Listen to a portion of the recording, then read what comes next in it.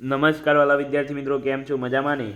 આજે આપણે ફરી એકવાર વિડીયો લઈને આવી ગયા છે. આજે આપણે જોવાના છીએ ધોરણ 9 વિષય વિજ્ઞાનમાં ખાલી જગ્યાઓ જોવાના છીએ વિભાગ એમાં. આગળ આપણે વિભાગ એમાં વિકલ્પો જોઈ લીધા હતા. હવે આપણે અહીં ખાલી જગ્યાઓ જોવાના છીએ. તો વિડીયોને એન્ડ સુધી જોજો. વિડીયો ગમે તો લાઇક, શેર અને સબસ્ક્રાઈબ કરવાનું ભૂલતા નહીં. તો ચાલો અહીં આપણે ખાલી જગ્યાઓનું સંપૂર્ણ સોલ્યુશન જોઈ લઈએ. અહીં ચેપ્ટર નંબર 1 પ્રથમ પરીક્ષાના અભ્યાસક્રમમાંથી લેવામાં આવેલું છે. અહીં પહેલું ક્વેશ્ચન છે, તાપમાન વધતા પ્રસરણ ખાલી જગ્યા બને છે, તો એ બને છે ઝડપી. ત્યાર પછી છે, પાત્રની દિવાલ પરના વાયુના કણો દ્વારા પ્રતિ એકમ ક્ષેત્રફળ પર લાગતા બળને ખાલી જગ્યા કહે છે, તો દબાણ કહે છે. ત્યાર પછી અહીં છે 3 નંબર, ઉત્કલન બિંદુથી ઓછા તાપમાને પ્રવાહીનું બાષ્પમાં રૂપાંતર થવાની પ્રક્રિયાને ખાલી જગ્યા કહે છે, તો એને કહે છે બાષ્પીભવન. ત્યાર પછી છે 1 ATM બરાબર ખાલી જગ્યા ટોર. તો અહીં જવાબ આવશે 760. બરાબર, યાદ રાખજો, IMP 6 પૂછાતું હોય છે. ઓરડાના તાપમાને પ્રવાહીનું બાષ્પીભવન થવાથી ખાલી જગ્યા ફેલાય છે, તો વિદ્યાર્થી મિત્રો શું ફેલાય છે? ઠંડક ફેલાય છે. ખાલી જગ્યાને સૂકો બરફ કહે છે, તો CO2S. બરાબર, CO2S ને સૂકો બરફ કહે છે. યાદ રાખજો, આ પણ IMP 6. ફરી એકવાર જોઈ લઈએ. તાપમાન વધતા પ્રસરણ દર ઝડપી બને છે.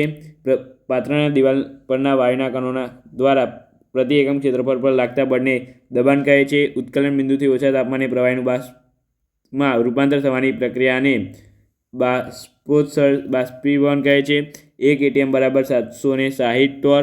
ઓરડાના તાપમાને પ્રવાહીનું બાષ્પીભવન થવાની ઘટનાથી ઠંડક ફેલાય છે અને ખાલી જગ્યાને સૂકો બરફ કહે છે, CO2S. બરાબર, સોલિડ. ત્યાર પછી ચેપ્ટર નંબર 4ની વાત કરીએ તો 11 Na22 અને 10 Ne22 ને એકબીજાના ખાલી જગ્યા તત્વો છે, તો એ છે સમદળીય તત્વો.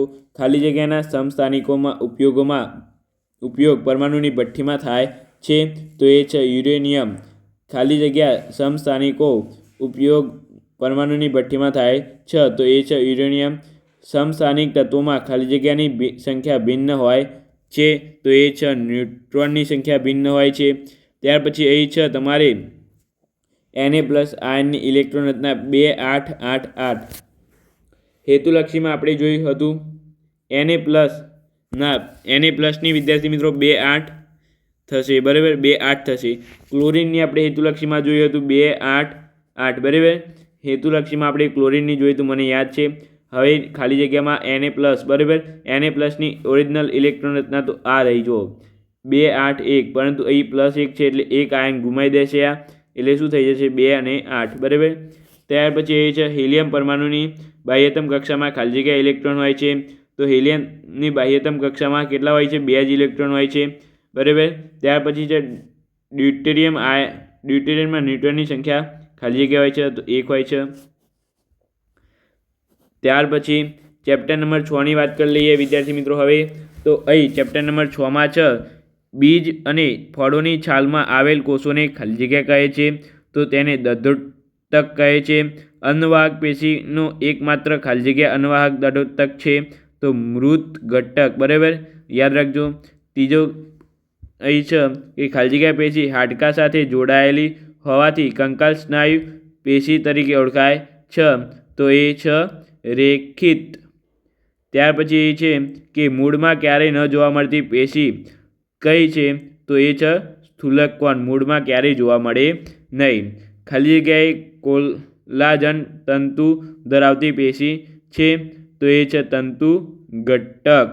બરાબર, યાદ રાખજો.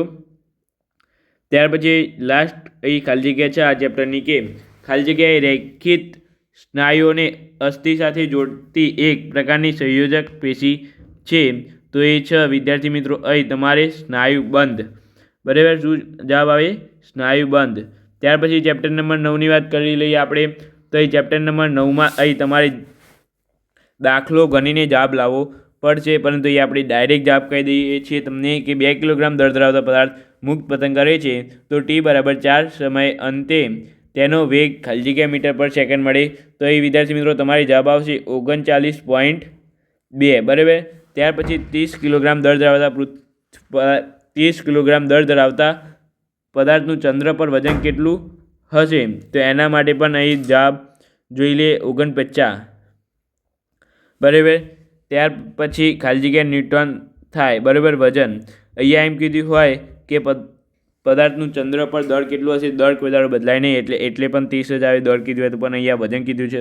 ત્યાર પછી જઈએ સ્ટીલ એક નક્કર લંબઘનનું દળ 156 ગ્રામ અને કદ 20 સેન્ટીમીટર ઘન છે તો તેની ઘનતા ખાલી જગ્યા ગ્રામ સેન્ટીમીટર ઘનની -3 છે. તો એ જવાબ આવશે વિદ્યાર્થી મિત્રો 7.8. ચંદ્ર પર ગુરુત્વ પ્રવેગ જીનું મૂલ્ય વિદ્યાર્થી મિત્રો એક જ થાય બરાબર. ગુરુત્વ પ્રવેગ જીનું મૂલ્ય બદલાય નહીં. ત્યાર પછી અહીં 5મો ક્વેશ્ચન છે કે પ્રવાહીમાં ડૂબેલા પદાર્થ પર ઉત્પ્લાવક બળ ખાલી જગ્યા લાગે છે તો એ ઉધ્વ દિશામાં લાગે છે. યાદ રાખજો, પ્રવાહીમાં ડૂબેલા પદાર્થ પર ઉત્પ્લાવક બળ ઉધ્વ દિશામાં લાગે છે બરાબર. ત્યાર પછી અહીંયા આગળ તમારે છે પૃથ્વી પર 98 ન્યૂટન વજન ધરાવતા પદાર્થનું દળ ખાલી જગ્યા કિલોગ્રામ છે. તો એ જવાબ તમારી ગણતરી કરવી પડે અને જવાબ અંતે આવશે 10 બરાબર. તો એ જોઈ લેજો. ચેપ્ટર નંબર 12 પ્રથમ સત્રના પરીક્ષાના અભ્યાસક્રમમાંથી લેવામાં આવેલ છે બરાબર. પરંતુ એકદમ આઈએમપી કહી શકાય, સારા વેટેજનું છે, પૂછાઈ શકે એવું છે. રહી પાક એ ખાલી જગ્યા ઋતુનો પાક છે તો એ વિદ્યાર્થી મિત્રો તમારે યાદ રાખવાનું છે શિયાળાની ઋતુનો પાક છે. શ્વેત ક્રાંતિ દ્વારા ખાલી જગ્યાનું ઉત્પાદન વધારી શક્યું છે તો શ્વેત ક્રાંતિ દ્વારા વિદ્યાર્થી મિત્રો દૂધનું ઉત્પાદન વધારી શક્યું છે. મિગ્રલ અને ક્રાપ માછલીનો તળાવ ખાલી જગ્યા વિસ્તારમાંથી આહાર ગ્રહણ કરતી હોય છે. વિદ્યાર્થી મિત્રો આ તમારે યાદ રાખવાનું છે. આવી ગમે તે એક માછલી વિશે તમને પૂછેલું હશે તો એ તમને આવડવું જોઈએ. અહીંયા તમારે જવાબ આવશે તળિયાના બરાબર. ત્યાર પછી છે ગાજર ઘાસ એ શું છે? નિંદન છે એક પ્રકારનું, યાદ રાખજો. ત્યાર પછી અહીં તમારે વર્મી કમ્પોસ્ટ તૈયાર કરવા માટે ખાલી જગ્યા અગત્યના છે તો એ છે અળસિયા અગત્યના છે બરાબર. પીનસ મોનોડોન ખાલી જગ્યા છે તો એ છે વિદ્યાર્થી મિત્રો સમુદ્રી ઝીંગા બરાબર. તો અહીંયા આપણે અહીં ખાલી જગ્યાઓ પૂર્ણ થાય છે. બધી જ ખાલી જગ્યાઓ અહીંયા પૂર્ણ કરી. આગળના વિડીયોમાં હવે આપણે એક વાક્યના જોઈ લઈશું બરાબર. તો ચાલો આપણે એ વિડીયોને અંત કરીએ છીએ. વિડીયોને લાઇક, શેર અને તમારા બીજા વિદ્યાર્થીઓને સબસ્ક્રાઈબ કરવાનું ભૂલતા નહીં. તો ચાલો આપણે મળીશું આ વિડીયો સાથે. Thank you so much. મળીએ ના વિડીયો સાથે.